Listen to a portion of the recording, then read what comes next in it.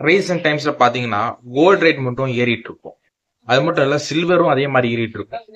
And இந்த reason எதனால, and எதுல இன்வெஸ்ட் பண்ணா ப்ராஃபிட் எடுக்கலாம், அண்ட் எதனால ஏறுது அப்படின்ற கம்ப்ளீட்டான விஷயத்த இப்ப சொல்றேன். ஃபர்ஸ்ட், கோல்ட் ரேட்டுக்கு ரீசன் என்ன அப்படின்னா, gold and silver fastest growing எது க்ரோ ஆகுது அப்படின்னா சில்வர் தான் க்ரோ ஆகுதே தவிர்த்து கோல்டு கிடையாது. ஃபர்ஸ்ட் பிளேஸ் கோல்ட்ல இருக்கு. அதிகமான மக்கள் வந்து கோல்ட பர்சூட் பண்றாங்க. பட் அதிகமான பீப்புள் இண்டஸ்ட்ரி பர்பஸ் ஆகட்டும், ஒரு பிசினஸ் பர்பஸ் ஆகட்டும், ஒரு ஃபினான்ஸ் தெரிஞ்சவங்க சில்வர் தான் அதிகமா பர்ச்சேஸ் பண்றாங்க. சில்வர்ல தான் அதிகமான ப்ராஃபிட் இருக்கு அண்ட் அதிகமான டிமாண்ட் இருக்கு கம்பேர்ட் டு கோல்டு அப்படின்னு சொல்றாங்க. அப்படி சில்வர் என்ன டிமாண்ட் இருக்கு அப்படின்னா எல்லா இண்டஸ்ட்ரி பர்பஸ் ஆகட்டும், எல்லா விஷயத்தாகட்டும் யூஸ் பண்றாங்க. பர்டிகுலர் இந்த சுச்சுவேஷன்ல எதனால வாங்கணும் அப்படின்னா, இந்த ரீசன் எப்பதுல இருந்து ஹைக் ஆயிடுச்சு அப்படின்னா போன வருஷம் டிசம்பர் ஜனவரி அந்த டைம்ல இந்த ஸ்டார்டிங் ஜனவரி இல்ல எல்லாமே ஹைக் ஆயிட்டு இருக்கு. எதனால அப்படின்னா டொனால்ட் ட்ரம்ப் பிரசிடென்ட் ஆன பிறகு நிறைய சாங்ஷன்ஸும் நிறைய டாரிஃபும் விதிக்க ஆரம்பிச்சிட்டாரு. இந்தியாவுக்கு பாத்தீங்கன்னா 50%, சைனாக்கு பாத்தீங்கன்னா 100%, அது மாதிரி நிறைய விஷயங்கள் பண்ண ஆரம்பிச்சார். இப்படி கண்டினியூஸா ஒரு விஷயத்த பண்றதுனால எல்லாருமே டாலர்கிட்ட இன்வெஸ்ட் பண்ணிட்டு இருந்தாங்க. அப்படி டாலர்ல இன்வெஸ்ட் பண்ண விஷயத்த வந்து கம்ப்ளீட்டா எடுத்து இன்னொரு சைடு போடணும், இன்னொரு விஷயங்கள் பண்ணணும் அப்படின்ற மாதிரி இருந்துச்சு. அப்படி டாலர்ல இன்வெஸ்ட்மெண்ட் வந்து சரியா இல்லை. டாலர்ல இன்வெஸ்ட்மெண்ட் வந்து கரெக்டா பண்ண முடியல. ஏன்னா டொனால்ட் ட்ரம்போட டிசிஷன்ஸ் ஆகட்டும், டொனால்ட் ட்ரம்ப் ஒரு விஷயங்கள் பண்றதாகட்டும் எல்லாமே வந்து ராங்கா இருக்கு.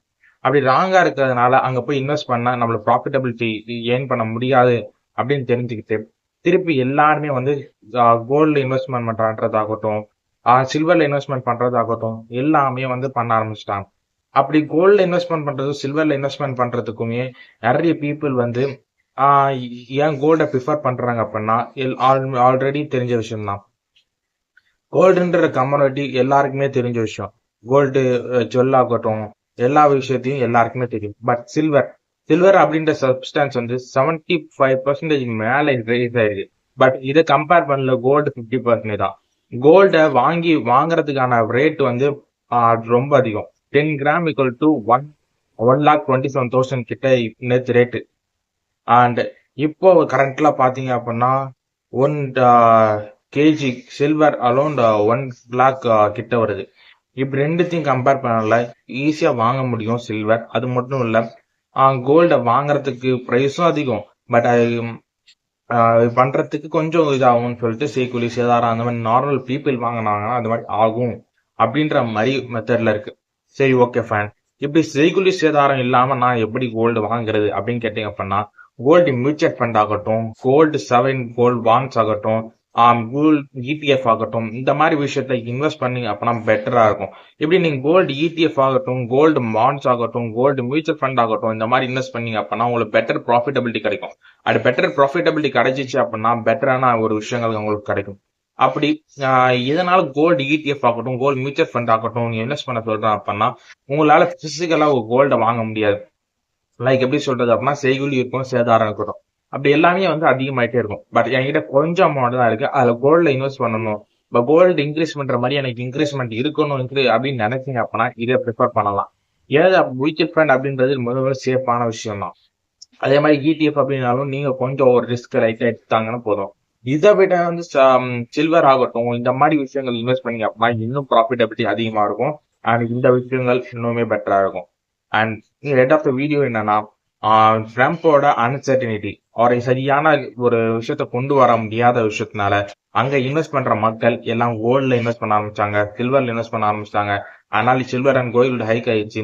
இது காமன் பீப்புள் வந்து பார்க்க ஆரம்பிச்சாங்க. இதுக்கப்புறம் வந்து என்ன இன்வெஸ்ட் பண்ணணும், கோல்டு வாங்கணும் அப்படின்னா வாங்க முடியாதுன்னு சொல்லிட்டு அந்த பீப்புளும் வந்து கோல்ட்ல வாங்க ஆரம்பிச்சிட்டாங்க. சில்வர் இண்டஸ்ட்ரி பீப்புளும் ஃபினான்ஸ் பீப்புளும் அதிகமா வாங்க ஆரம்பிச்சனால சில்வருக்கான டிமாண்ட் ரொம்ப அதிகமா இருக்கு. ஈவன் லாஸ்ட் வீக் சொல்ல பாத்தீங்க அப்படின்னா தமிழ்நாட்டுல கோல்டே கிடையாது, லைக் அந்த கோல்டு பிஸ்கெட் சில்வர் பிஸ்கெட்டே கிடையாது அப்படின்ற அளவுக்கு சொல்ல இருக்கு. அந்த அளவுக்கு டிமாண்ட்ல இருக்கு சில்வர். பீப்புள் இண்டஸ்ட்ரி பீப்புள் ஆகட்டும், பிசினஸ் பீப்புள் ஆகட்டும், ஃபினான்ஸ் பீப்புள் ஆகட்டும் அதுல இன்வெஸ்ட் பண்ண ஆரம்பிச்சாங்க. அதனால அதுல growth அதிகமாயிடுச்சு. அதுல வந்து ஃபர்ஸ்ட் டாப் லெவல் அதனால தான் அதிகமா போயிடுச்சு. அண்ட் சில்வர்ல இன்னொரு விஷயம் இருக்கு.